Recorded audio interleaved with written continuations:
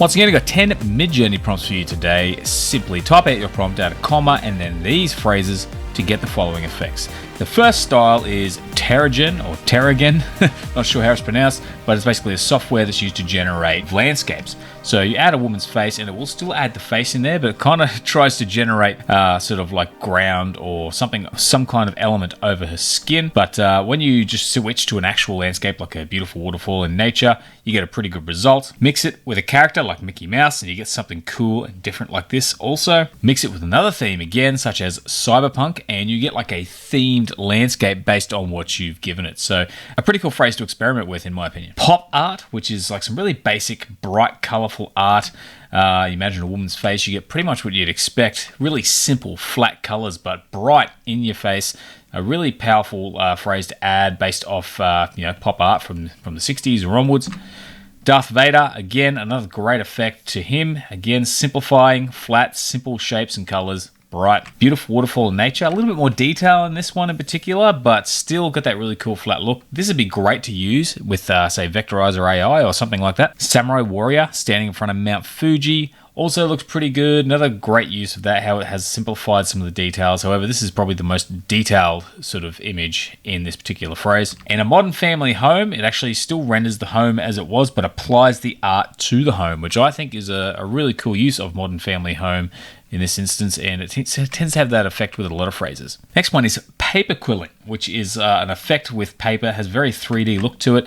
The woman's face, you see, the hair is all done with a paper quilling effect and creates something pretty different and unique. The samurai standing in front of Mount Fuji, it's like that circular look to it again, but it's also included the great waves as well from that traditional woodblock art print. I think it looks pretty cool overall and is a great effect. Superman, I think this was a cool one to experiment with, and the way it uses the strands of the muscles on his shoulders and abs, it's a great use of that while creating a very 3D looking face. So very unique effect when using paper quilling as a phrase at the end of your prompts. And beautiful waterfall in nature, another really sort of high detailed look using that effect, and just shows you the versatility of this phrase. Cyberpunk, so mixing a strong theme such as cyberpunk with something traditional like paper quilling has a really great way of blending and sort of using those elements together. I think one of the great things Midjourney does is combine styles really well, so this is a good example of that. Japanese ink, this will essentially take the image you put to it and sort of draw it a Japanese ink art style. So a modern family home, this is probably the least influence, but still has that ink look to it, and some sort of a little bit of Japanese sort of style to it. Woman's face, you can see this woman's done in more of a Japanese style ink drawing, and you can start to see where that style is showing through. Darth Vader, as you can see now, this is starting to look like a very traditional Japanese image, but with obviously something like Darth Vader, which I think looks pretty cool, and the colors used are also very traditional as well, I think, for this phrase. And cyberpunk, again, mixing a very modern style with something a little more traditional, and you get some interesting results. That contrast between the two, I think, creates a really cool looking image. And Superman, again, taking a very popular sort of commercial character and giving him that traditional Japanese art look is another really good use of this phrase. And the way that the ink is sort of has that diagonal effect across, I think, creates something really interesting and gives you the impression of like strong winds and things like that. So it's a really good use of the style to sort of bring energy to the picture. Psychedelic is a lot like the last video I did with DMT. Adds a lot of colors and a lot of really crazy looking elements. So the woman's face, you can see how crazy this is. A ton of color, something very unique, and it really grabs your eye. The modern home, again, it actually still tries to render a proper home, but adds a psychedelic twist to the style of the building. So I think this is one of the places where it is a little bit different, using the modern home, as I said earlier, but overall, a very interesting twist on what you could do with architecture in Midjourney. Samurai warrior standing in front of Mount Fuji has added the colors, a lot more detail, more of a layout style than it is actually sort of grabbing and throwing in all these various strange elements. Beautiful waterfall in nature, again, similar thing with the colors. It's really chosen to run with the colors as the primary sort of part of this phrase, but it does seem to have a little bit of an influence over the overall look and layout. Art Nouveau is very much in the opposite direction, a more traditional style of art again. A lot of circles, a lot of motivated by nature, things like that. So you look at this woman's face and the way It's inspired by nature. You can see in the details of the hair and the way it sort of goes into the circle there. Now, Midjourney does like to use circles with Art Nouveau, as you can see here with Cyberpunk again, big circle in the background. And because Cyberpunk is very technical and technological, mixing it with Art Nouveau, which is more of a natural kind of look, I think is, again, an interesting contrast in styles. Superman looking very traditional, like something you'd see in a church. I think it's done a pretty good job of him and created something interesting again. In the home, now, this might just look like a home, but the way it actually uses the circular sort of end of the house and just the general shapes in some of the pillars and that, again, it's influenced the architecture this time. So it's, once again, I really like seeing how it affects certain phrases like homes that don't interact with it as well, but still have a strong impact on the final image. And Darth Vader, once again, looking very different than what we're used to, and I really like the way it kind of adds in the roses and gives him a very traditional, once again, like something you'd see in a church, except, you know, Darth Vader from Star Wars. Bauhaus style poster, I don't know if that's how it's pronounced either, but this is another style which uses a lot of flat sort of objects and colors, but a little bit more texture, and you can see, except for this one here, very flat colors, very simple, woman's face. You can see how it's sort of made it into an actual poster.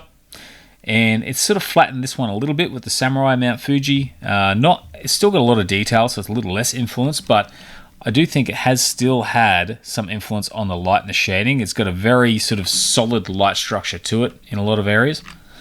Now you can see it with the Modern Family Home. It's actually a poster of a Modern Family Home done in that style, which I think is really cool. You can get some really cool effects if this is something you can use. And again, perfect for something like Vectorizer.ai. Beautiful waterfall in nature, looks more like a drawing. And this one, I don't really see where it's come through here actually, but I wanted to include it to show you that not every phrase works with every single prompt you throw at it.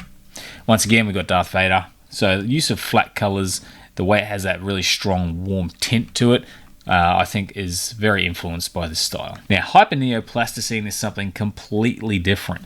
It's you can see here with the Terminator, very bright, colorful plastic look to it. This is a very unique style. I think you can get some interesting results, especially playing with lots of popular characters from TV shows or movies. We've got the woman's face here with I like the use of color, the way it has the pink and the sort of the cyan, very smooth and plastic looking. Futuristic car, this is another cool example of that. Those same bright colors, that plastic look to it, very trippy, almost like a psychedelic plastic figure of some sort. And Superman again, I love what it's done here. Even the hand on the left, even though it's a little bit messed up, it's just the way it's sort of tangled up in the plastic is very cool. But it's given that a real plastic look, like something you'd find like up on a wall or something like that. And the beautiful waterfall in nature, it's added a lot more color to it. So really cool the way it's really brought out that brightness with the blues in the center and like the pinks and yellows around. I think it's done something a little bit different with the color while giving it that plastic sort of real life object sort of look to it. Constructivism art is a little bit different again, as you can see by the image here. More shapes, more objects, and once again we add it to Superman, and this is a really good example. Creating imagery with very sort of basic sharp shapes, flat colors. Again, perfect for vectorizing, a really great one to play with. You can see how sharp and perfect almost the Superman S is. It's not curved on his chest at all, very straight. A woman's face is another good example. You can see how it's actually used those different shapes to create that image. But if you look at the shapes individually, they're a little bit different than anything that the overall image represents. And the home, again, has taken that and really thrown it into the architecture and changed it so it looks like a completely different style of building, which I think is, again, really interesting.